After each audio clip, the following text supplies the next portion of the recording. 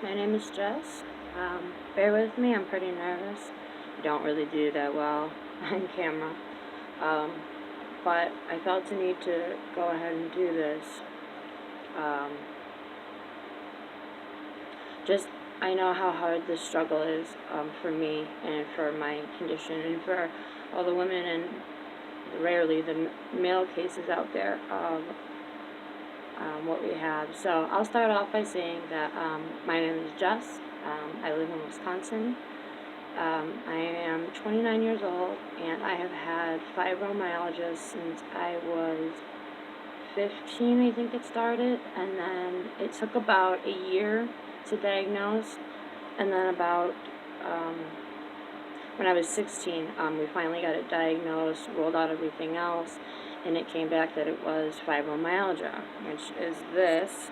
For all you people that do not know, it's pretty hard to spell. It's even pretty harder to pronounce if you're looking at it, but it is fibromyalgia. People that have what I have are called fibromyalgics. You will hear me reference this a lot, and you'll hear me reference it to like probably just fibro or FM or my condition and stuff. So if you hear me say fibro or FM, this is what I'm talking about. This is what I have, and this is what this whole video, diary, everyday blog, whatever is going to be about.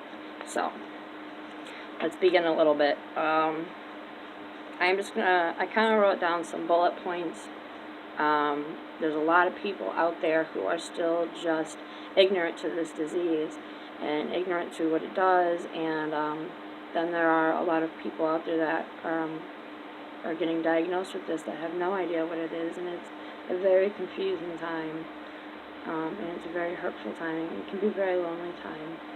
So we will start with the scientific, I guess, approach to it for all the nerds like me out there. So this is from the National Fibromyalgia and Chronic Pain Association, or the NFMCPA, and they kind of define fibromyalgia as a complex chronic pain disorder that causes widespread pain, tenderness, and fatigue.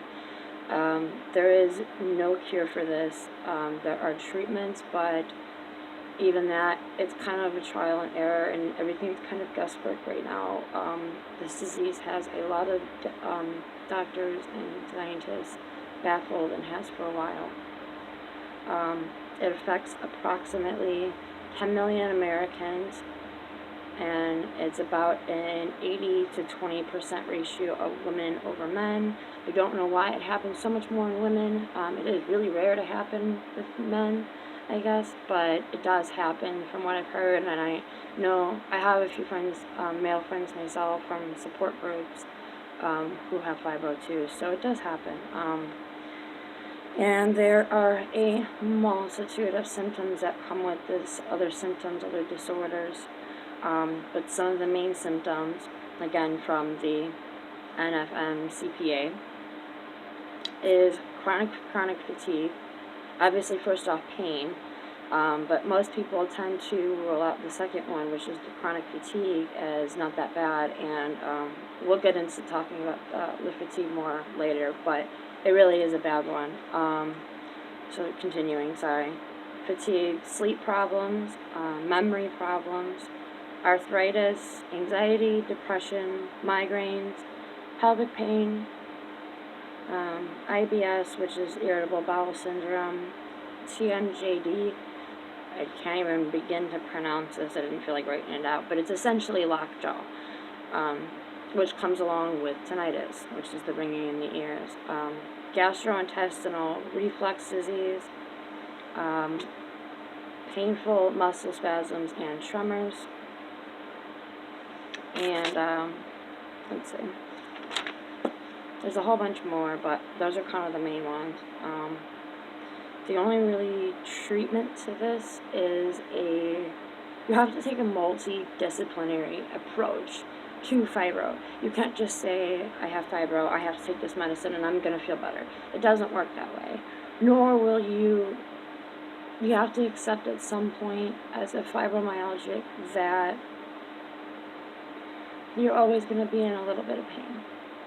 It's never going to go all the way away. You're never going to be all the way pain-free. You are always going to be in a little bit of pain, always, every day, for the rest of your life, until they, find a cure, if they find a cure. So, if you are diagnosed with this like me, all those out there, my heart goes out to you, because you can't begin to know what that means. And my love is out there to you, and I'm so sorry. Anyway, it doesn't want to make me tear up. The approach to fibro that I do, I started doing, I'll give you a bit of my history. I've had this for almost, well, actually, we'll get back into another video. For now, we'll keep on the scientific thing for fibro. Sorry. But the multidisciplinary approaches include medicines, therapy, both physical and cognitive behavioral, because pain does affect your mind too. Different diets, definitely exercises, and you have to consult with your professional about what exercises are going to be best for you. Not everybody's fibro is the same. Actually, all of ours are quite different. And not everyone's body is the same. So an exercise that's going to work for one of us, might not work for somebody else. So always consult with your physical therapist, your doctor, chiropractor. Hopefully, you have a team of them, of what exercises are going to be best for your body and your health. It's always about your health. Remember that. It's not in your fibro,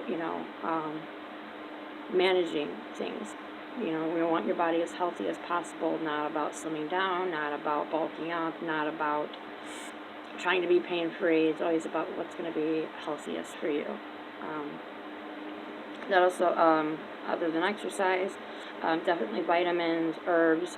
I am crazy on the natural remedies. I don't know if anybody else is, but I have been going nuts for them recently. And there's a lot of just good, beautiful things that God gave us on this earth that are perfectly natural, healing things to you in your body that are untainted by all these government chemicals and all this. So we'll get into that more later too. But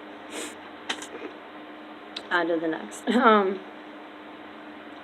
So before I get into the actual scientific perspective of what the fibro is, I felt it important to mention this. They had this on their website too, and it hit me kind of hard. It said, cultural attitudes and stigmatization of people with pain and chronic pain issues often cause people with fibro to become withdrawn from family and friends. It honestly, I had a tickle there. Sorry. It honestly, you really want to isolate because you don't feel like anybody understands, and they can't really. If they're not going through pain, they're not going to understand, and you feel helpless, and they feel helpless to help you, and it's just a whole cycle where you eventually will kind of isolate. And that's something that you don't want to do. It doesn't help, and I'll get into that more, and that's kind of one of the reasons I'm doing these videos, and we'll be doing these videos. Nobody should have to be alone in this, and hopefully me bearing my everything, my pain, my happiness, my joy, my sadness, my struggle, my everyday struggle with this, maybe me bearing it all to everybody, if it's even worth it, that it helps one person, one girl, or educates one person that's ignorant, or that maybe have family members that they don't know how to help, and if it helps them to help their family members more, I know it's all worth it. So, welcome trolls, bring it on. So I know I'm going to get all kinds of horrible comments on there, and you can try to bring me down, but it's not going to happen. So, onto the scientific perspective. For all you nerds out there like me. I'm going to try to make this fast, but this, I found a great article published in the, what was it, the, can't even remember now. Where did I write this down at? Oh, here we go. Dr. Dan Claw, sorry. But it was published in the Journal of the American Medical Association. There you go. Ugh. Used to have 2 tongue rings, so now I just kind of slur my words sometimes.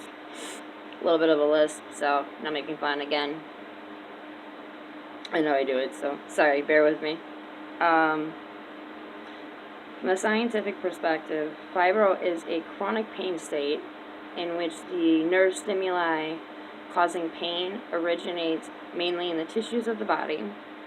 The cardinal finding is the presence of focal areas of, bear with me, hyperalgesia, Hyperalgesia.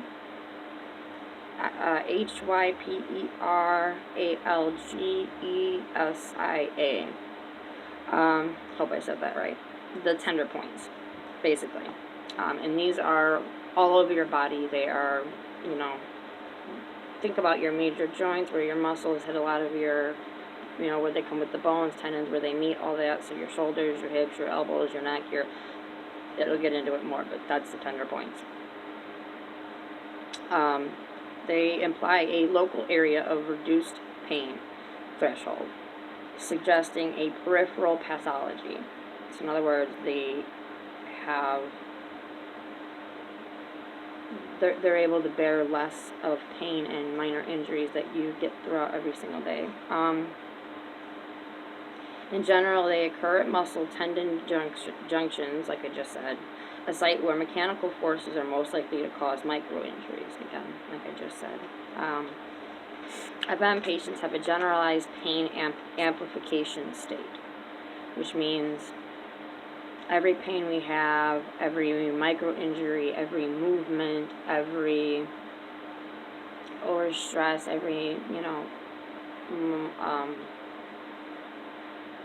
any kind of overexertion, but even when you're sick, when you're hurt, all of it, the pain is amplified. So, like when I have a cold, it feels like I have a flu. And when I have a flu, I'm nasty in bed for a week. And it's disgusting. And you feel the pain is awful. So the pain is just always amplified. So if I stub a toe, it's going to feel like I almost kind of broke it. It's that, the pain amplifies. Fibro feeds off whatever bad you're feeling and makes it even worse. And then it's there on its own without having pain, without having any of those injuries or pain or micro injuries or anything. Just from the second you wake up, it's just pain. So that's kind of what it is. Again, Dr. Dan Claw, he's the director of the University of Michigan's Chronic Pain and Fatigue Research Center, so that's pretty awesome. And again, he had this article, Fibromyalgia, a Clinical Review, published in the Journal of the American Medical Association in 2014. And this was probably, I think, of all the sites and research I've done over 15 years now that I've had this is probably one of the best kind of generalized, you know, summed up description that I've been able to find. So this guy really nails it. FM, fibromyalgia, can be thought of as a centralized pain state. Centralized refers to central nervous system. Origins of or amplification of pain. They feel more pain than would normally be expected based on the degree of nociceptive input. Failure to respond to opiates or operations performed to reduce pain. So they also, the pain doesn't get less with painkillers, opiates, any kind of opioids, any kind of surgeries to reduce pain.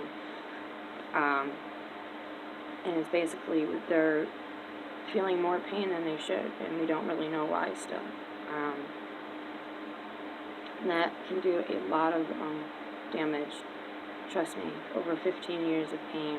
I'll explain why in a little bit, but this is life-altering. You know,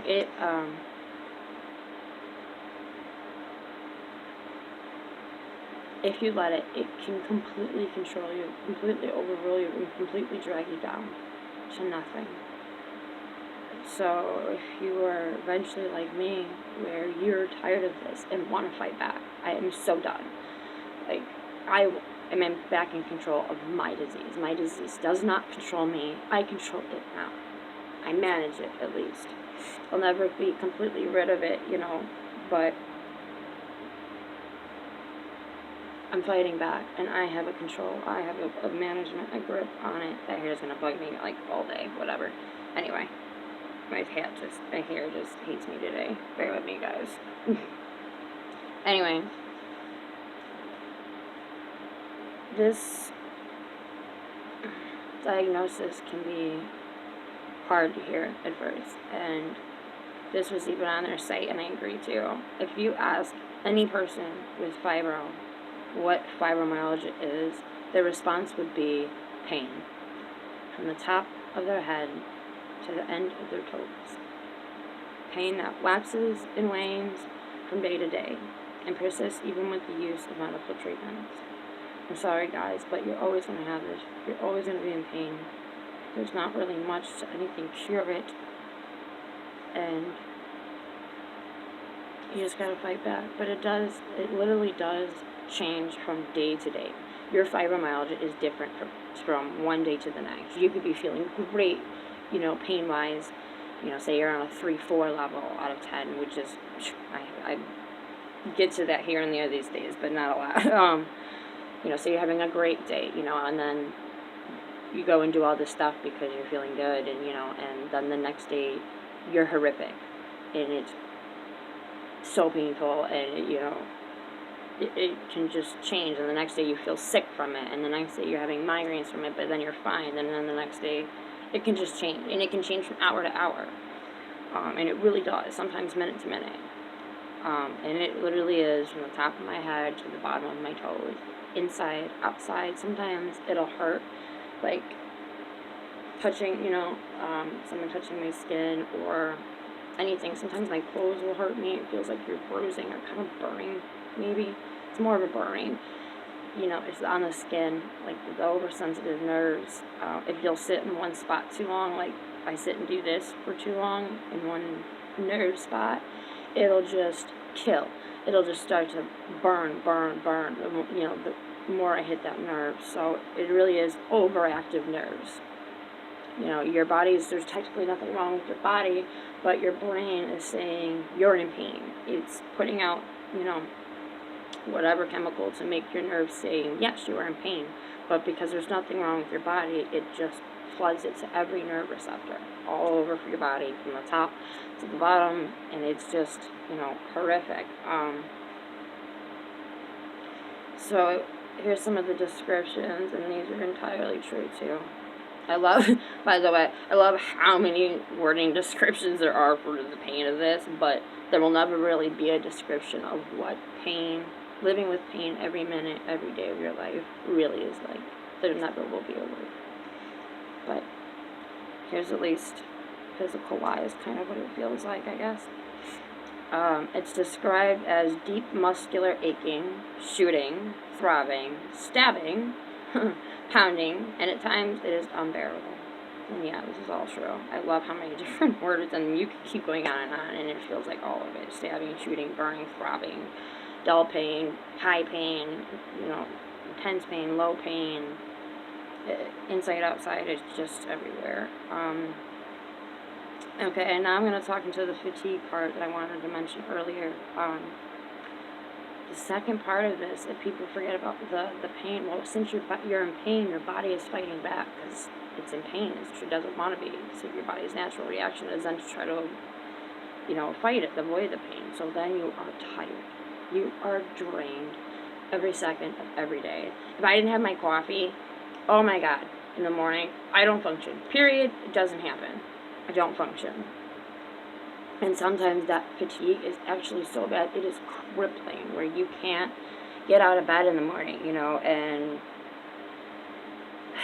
it's a fight just to step up and get dressed, and every effort feels like, running a marathon. every effort, you know, every movement is done, you know, feels like it's so much more effort than it's supposed to be, and it's because of your fibro. It makes enjoying your hobbies, everyday tasks, working, raising children, enjoying your loved one, just, it puts a dent into everything, your whole life. It changes. And I'm sorry, guys, again, because I know I'm there myself and have been there. But it's gonna be okay. So, anyway, tearing up again. You guys suck. But it does feel like being weighed down by cement. That every task is just this huge, major effort, you know. So that's kind of a bit of what the website said. So now I'm just going to go ahead and talk about me. Now that we've gotten through that, thank you for bearing with me for the scientific part. But at least now that we have this out of the way, I can get rid of a lot of the questions. First off, please post, comment if you have questions. Email me, you know, send me your emails. And send me whatever, but reach out, you know. I'm hoping to avoid all the trolls out there, which I know is not going to happen. I'm going to get tore up. But bring it on, because I'm pretty tough, so I really don't care what you think about me. This isn't about, this whole video is not about to get made fun of or, you know, whatever. I'll make fun of myself all day, and you'll see it, and I will, and I have no shame in doing that. I do not take myself that seriously, and I'm hoping everybody else doesn't either, so we can just kind of skip all the trolls. But yeah, I'm a mom, so your pride and shame go right out the window, and you're not, you know, I'm not shy to being embarrassed and made a fool of. I mean, completely public. That just comes along with motherhood, so bring it on. But now that we've gotten through all that, my name is Jess. I don't want to say my full name just in case this is this video is on YouTube and it's not Facebook or any other site, because I don't want my real name out there. But just for now, my name is Jessica Louise. It's my middle name, and we'll leave it at that. This video is being done now to let you guys know I'm going to be doing a daily video diary, kind of a vlog, I guess, as the kids say. I feel like I'm getting old now, but I'm going to be doing a, you know, video diary of just my daily battle and struggle with fibro, that may be going through some of my struggles and some of the symptoms and issues that pop up on a daily you know, sometimes minute by minute basis, you know, even pain wise, fibromyalgia wise, sickness wise, sometimes, you know, cognitively what's going on in my head, anxiety wise, thought wise, emotional wise, spiritual wise, because I am a Christian, and come get me trolls in media, and I am proud to say that I am a Christian. Jesus is my Lord and Savior. Without him, I would have no battle against this fibro. He is my saving grace in this, that I have any strength against my fibro. And I can't even take one breath in this life without him. I would screw up so bad, and I have screwed up so bad, so I try to give my life and everything to him daily.